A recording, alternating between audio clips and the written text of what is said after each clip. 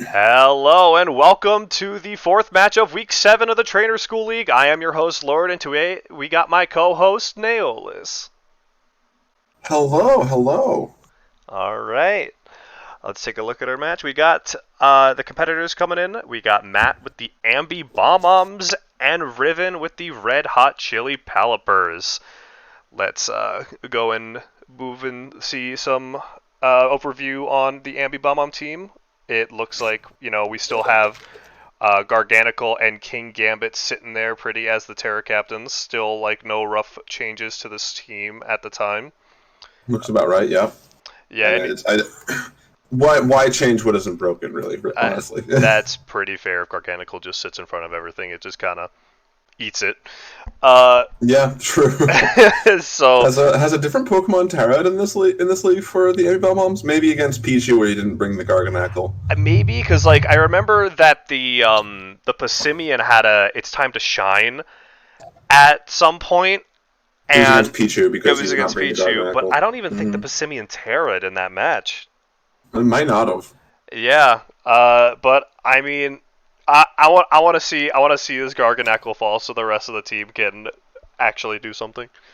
Yeah, it's clearly proven that it is the Pokemon to beat in like the entire league. It just lives so much, an unnecessary amount, honestly.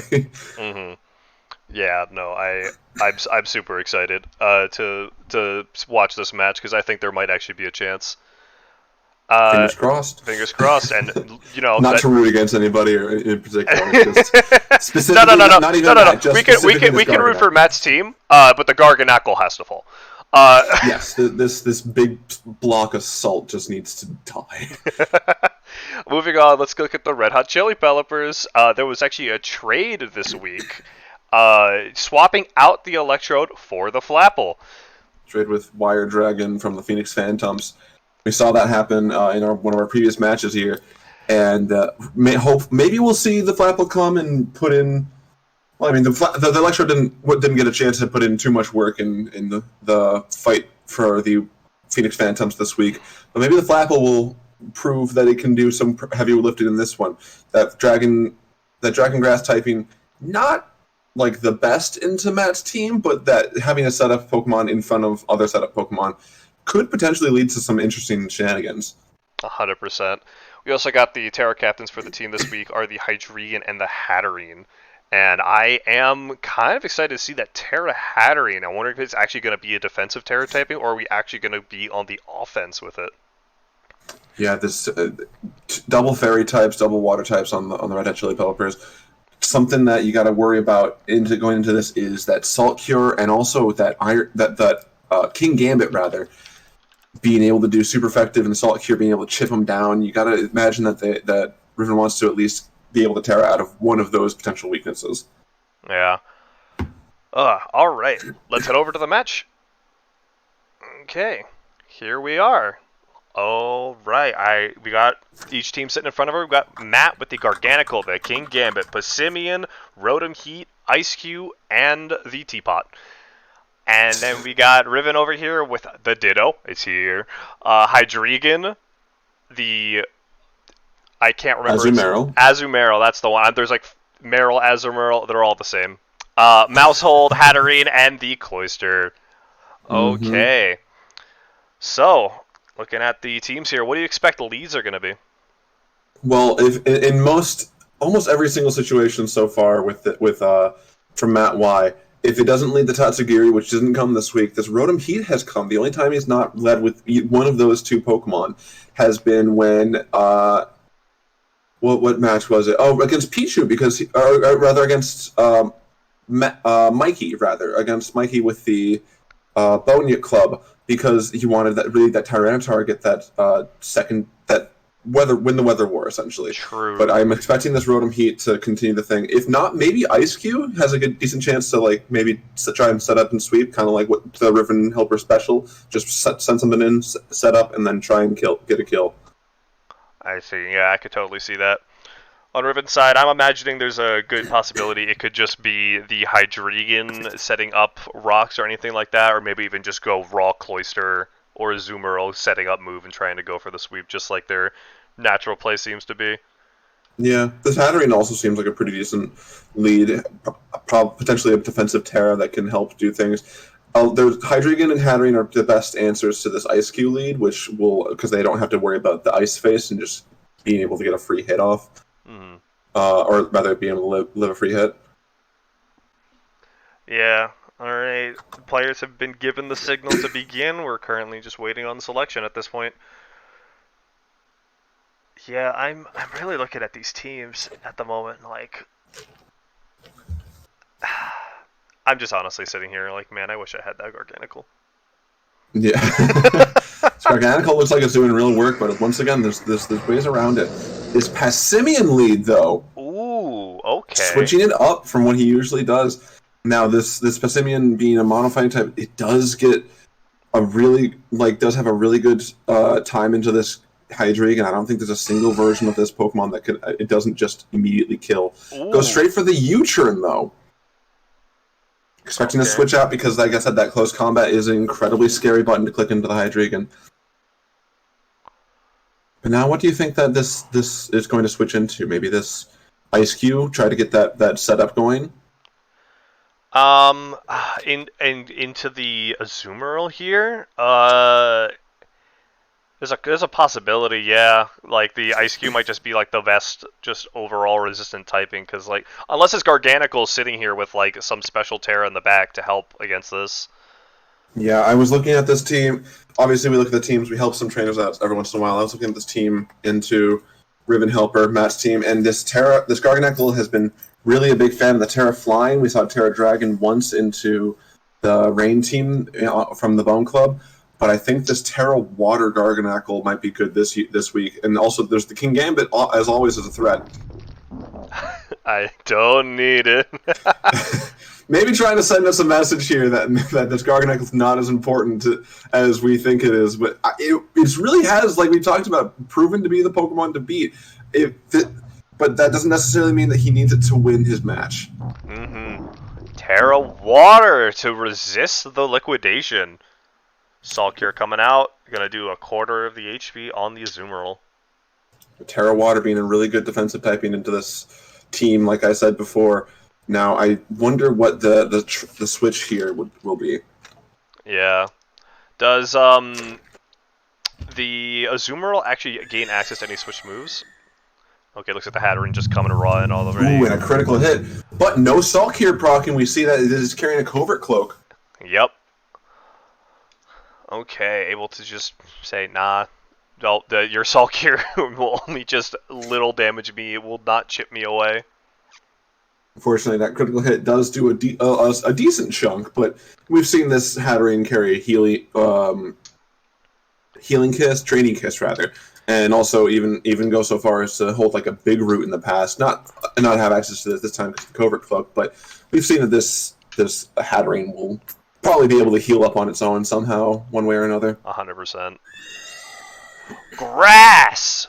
Wow! Giga Drain! Oh! And it heals up fully. Oh my goodness! But the Iron Head coming out, not the usual just Earthquake and Salt Cure coming from the Garganical this time, but we see both Terras being used pretty early on in this fight, but for some pretty big swings. This Azumarill is bit down to 50% HP. Nice and clean 50% though. That's kind of that's kind of fun. But this Hatterene's back up to full health, like I was saying before. And this Garganical is at real risk of just being an issue. And what do you see here that, aside from maybe this Rotom Heat comes in? Because what does Matt Y able to switch in here that can take a couple hits from this Hatterene? Yeah, no, I don't know. Like this Hatterene is just so menacing at the moment. Like, could you imagine if this thing also just was carrying something like Substitute to just also get a free hide behind? Psychic 65! Oh, but go straight for the Psychic! Now, I don't believe that this Hatterene can stay in here, because it will be at risk of an overheat, probably killing. But I wonder what...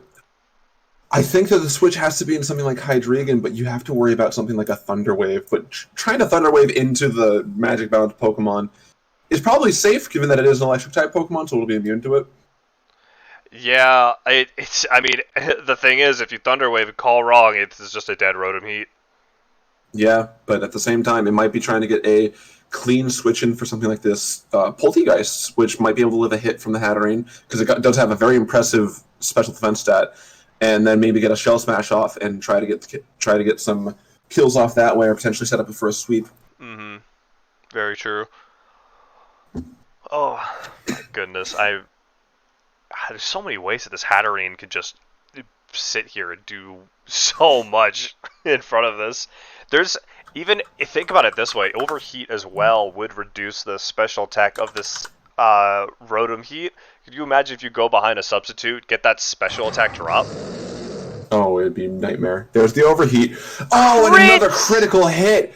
Oh, that is so unfortunate. This Hydreigon was going to be able to live so many things. Oh, Without that critical hit, it only did about like 30%, I think. luck is currently on Matt Y's side with these crits, trying to pull him out of these dangerous situations. Absolutely unbelievable. 2 crits from Matt Y's side so far, but I think that this... Excuse me, sorry. I think that the momentum still might be in Riven Helper's side.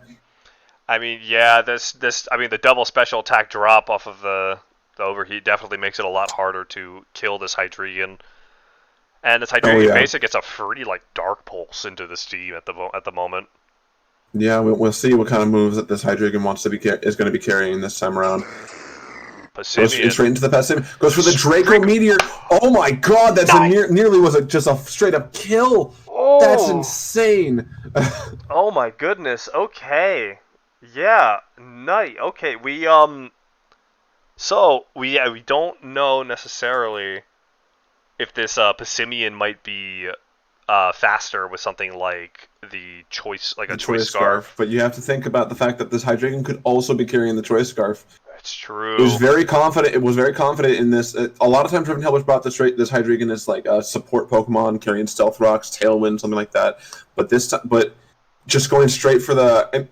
What I mean to say by that is that they may have dropped some speed investment in it to make sure that it could be just more supportive and bulky. But it was very confident in being faster than that Rotom Heat, so it might be max speed or it might be holding a choice scarf. True. Definitely not the choice specs, though, because that damage would have 100% killed this Passimian. Okay, going for the Meteor again. Doesn't miss. That's a good thing. That 90% accuracy, we've seen it bite Riven in the ass before.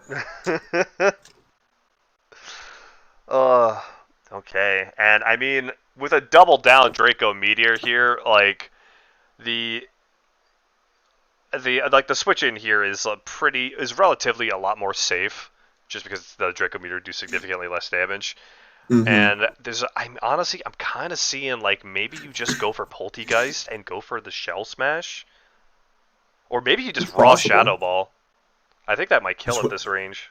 What's so unfortunate, and something that Riven Helper needs to worry about is this, going into the late game here. There's obvious potential sweepers here with this Ice Cube and this Poltegeist, but going into late game, if Riven Helper's Pokemon start to take more and more damage the way that they are, so we got this Azumarill at 50%, and this Hydreigon at 24%.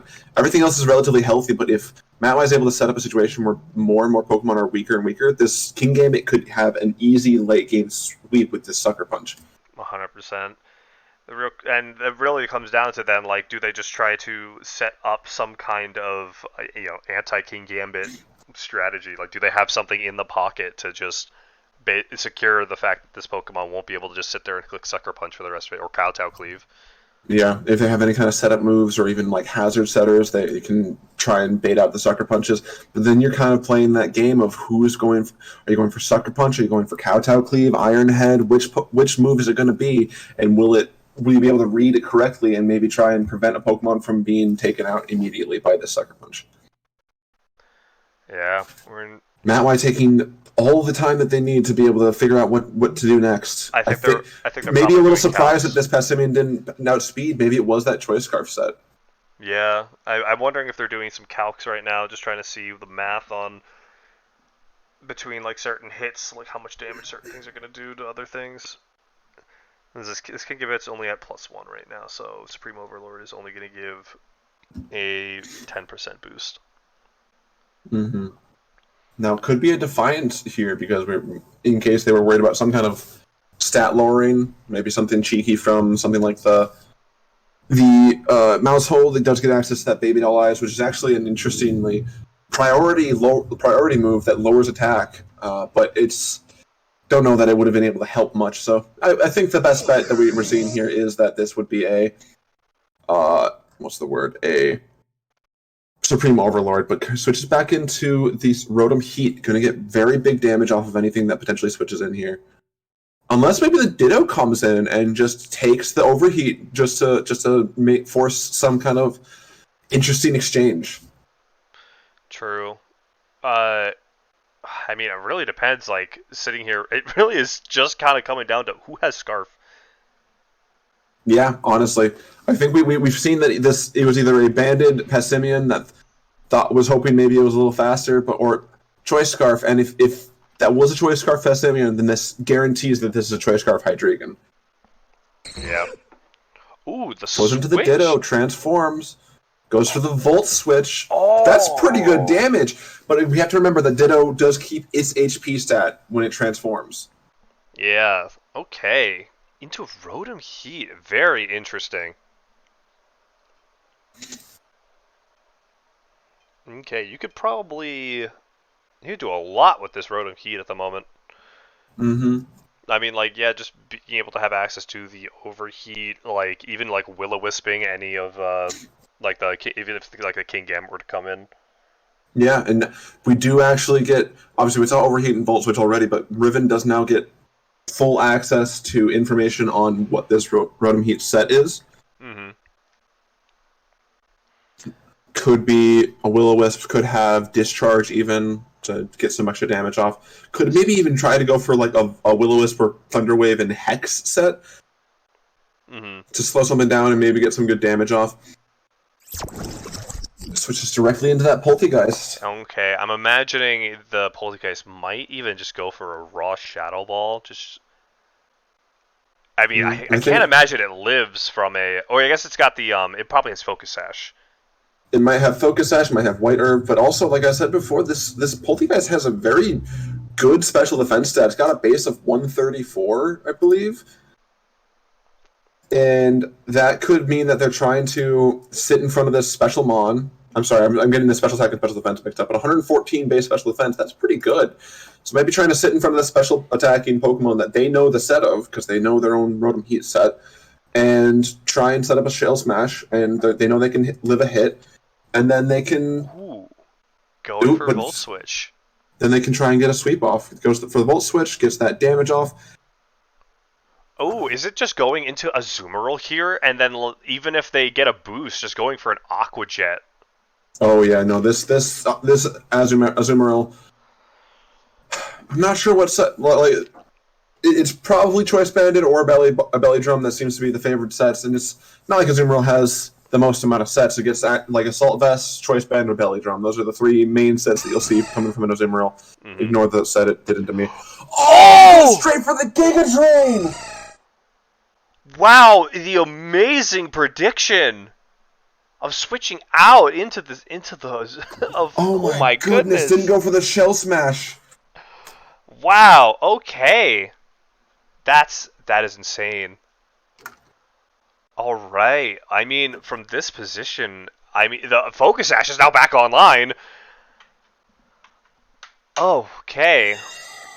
Hatterene coming out to look at this, just stare it down.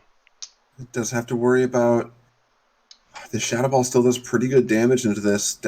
It is kind of a mixed bag here. This Terra Grass Giga Drain will do very good damage into this, but you got to think about the other switches that Matt Y has here into this.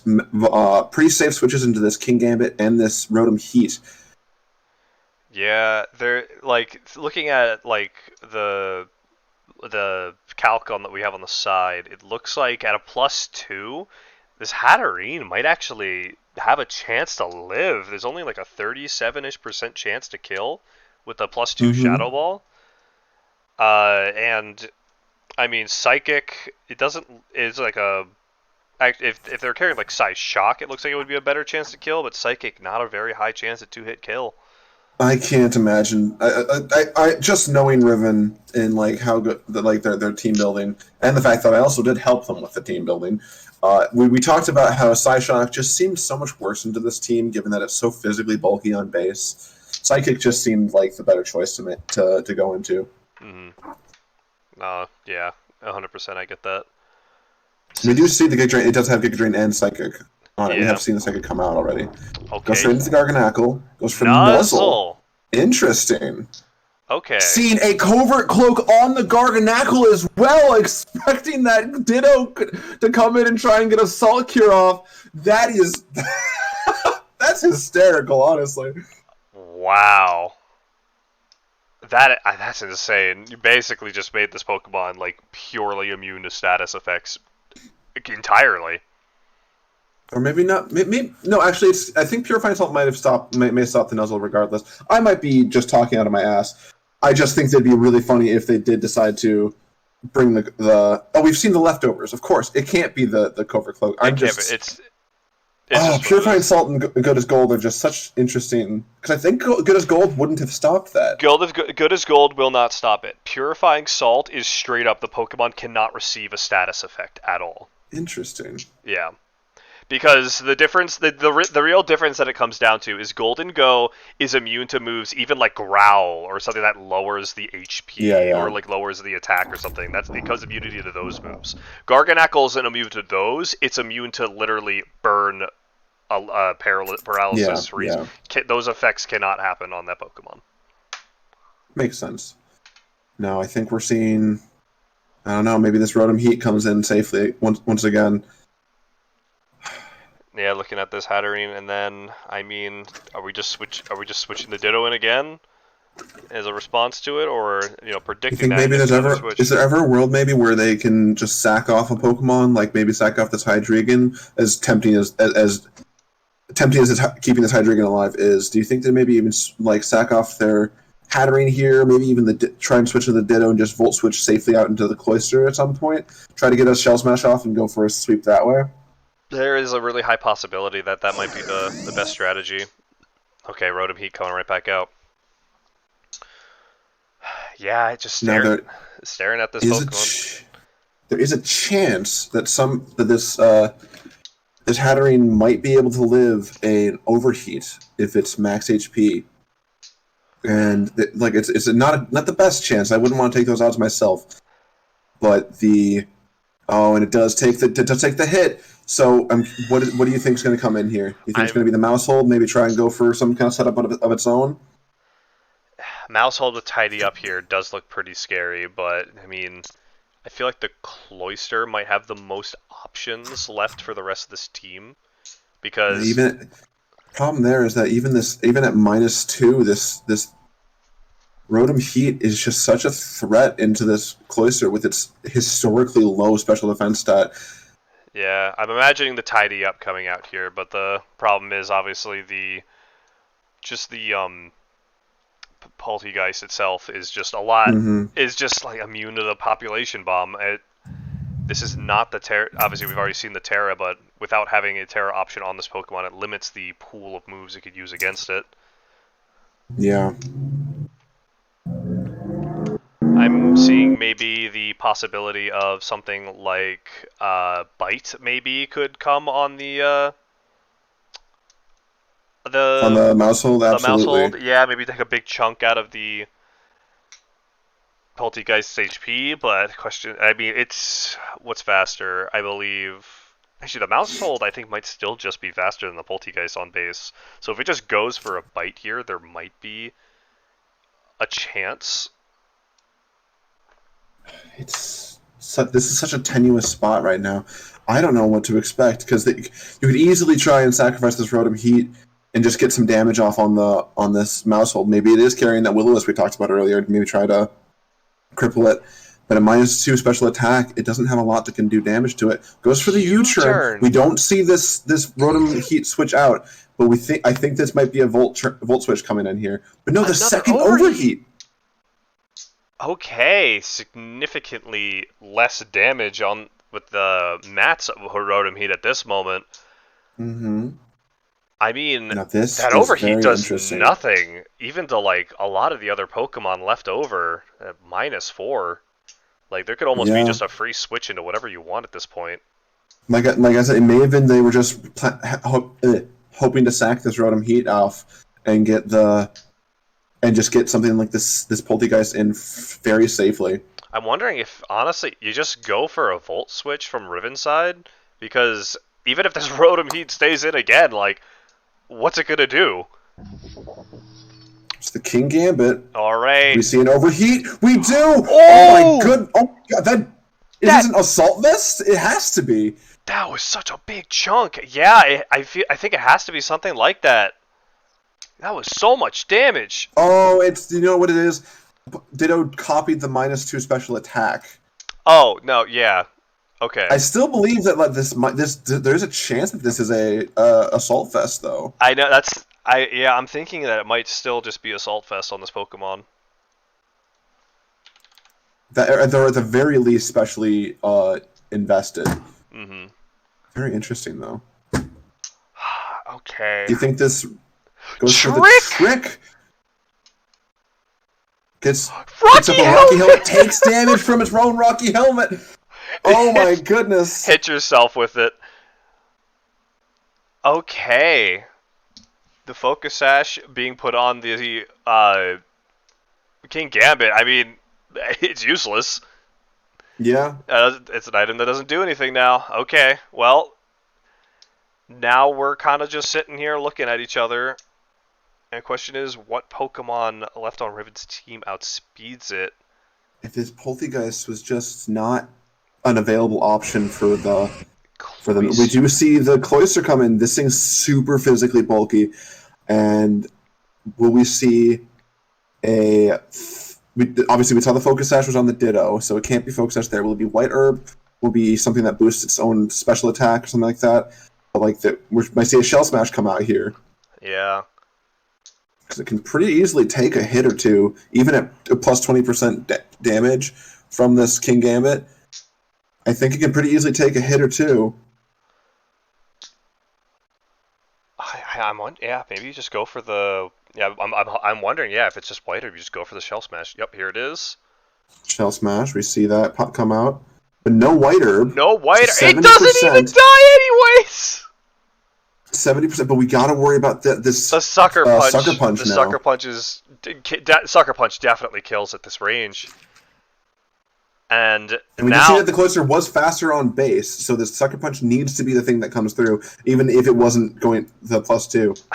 I was even thinking, like, at a 20% boost, the Supreme Overlord, it's not that high with its base speed stat. I'm thinking, like, even, like, the Mousehold would have been able, like, the Mousehold and this Cloyster just on raw outspeeds. Icicle Spear. Or, come on, get the high roll. It doesn't It kill? doesn't kill. It low rolled 4 times. If any of those Holy 6% crap. was a 7% like the first time, it would have taken it out. Yeah. Oh my goodness. Oh, the 1 HP. I mean, at this point, yeah, do you just go for the... I feel like you just... Even a Sucker Punch probably kills here. Maybe we're seeing that it doesn't have the Sucker Punch. Maybe that's what's going on. Oh, there's that possibility too. But still, behind in the back here, we have two fully healed, like perfectly healthy setup mons in the back. One that we kind of need this Hydreigon to be able to deal with, and that when in this Poltegeist and this Ice Cube as well, this Hydreigon feels like it's so important to keep healthy. Yeah, I mean, the if it's not Sucker Punch, this Hydreigon probably is still able to outspeed this Pokemon. Mm-hmm. And we're just sitting... Oh, there it is. It is the Sucker Punch, though. Maybe the fake out onto the... What? Oh. And now it's just the Proving Mousehold. that this Garganackle, they really don't need this Garganackle to just put in so much work. I mean, yeah, Matt's had incredible luck this game, too, with 2 crits and even 4 low rolls on that Icicle Spear. Yeah, 4 low rolls. Then also the couple crits they've just... Oh, Go over and tidy up. tidy up, and now we do know that the Mousehold does have access to the move Encore. We could potentially see An Encore come out here. yeah. Oh! We do. It is Oh! now encored into that sucker punch, and that allows this Mousehold to just keep tidying up and getting as strong as fast as it wants. Oh my god, this could be The something question. insane. But what's this fourth move? Oh my It goodness. has to be a population bomb, right? Yeah, it has to be. But then we have to let this Poltergeist in the back. That's going to be such an issue. Yeah. But if we can get set up enough with this tidy up and this just keep on coring, we can even try and set up like a situation where it doesn't have any sucker punches left. There it is. Okay. Tidy up again. Once more. Can't population Doesn't bomb have this anything they can Pokemon. switch into, but they do have the U-turn that just does not switch it out anymore, so it can just get straight raw damage off. Yeah, the real question is how much damage does this take? And we know it's not Focus Sash, actually, because we saw Focus Sash was tricked. Oh, no, that was from Riven's Rotom Heat. It was 2 Rotom Heats, I'm getting confused. But there's still a possibility. I feel like it's still, even if I feel like this Mousehold is always faster. The real question is how much damage it's going to take, especially with the Giga Drain now being, like, revealed. It's going to take the damage first and then heal back up. Poltergeist being this Mono Ghost type, just being an annoyance. And we do see the Cursed Body to disable it. Oh no, that might mean that this doesn't have a single attack. Yeah, yep, going for the tidy up. Just going to keep and this locks in the rest of the match. Oh my goodness. Yep. Oh. Unfortunate. Well played from both sides. A couple of unfortunate critical hits for Riven Helper made it so that these Pokemon were just not quite as bulky as they needed to be. Potentially an unfortunate unnecessary sack from the Rotom Heat onto the on the Hatterene from the Rotom Heat's overheat. Maybe hoping it could live a hit and maybe trying to get a kill off. But it's just so many things just like. So many things started stacking up on top of each other. It was just a lot of like unfortunate circumstances that just kept going back to back to back. And honestly, Matt played that well with all of the advantages that they were requiring during the match. They knew what to do. They knew how to start taking the game into their favor and start pulling all this good luck in and using it to their straight advantage. Yeah, another +4 for Matt Y, putting them at a clean 7-0 and a 34 differential now. Absolutely wild.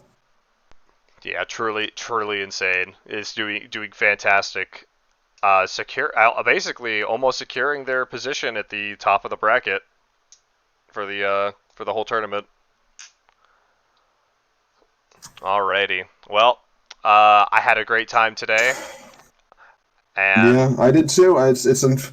Still, we saw the Garganackle fall, and we saw the rest of that team put in a lot of work still, proving that Garganackle still is the Mon to beat, but it is beatable, but that rest of that team is still a threat to everybody's lives. Mm-hmm.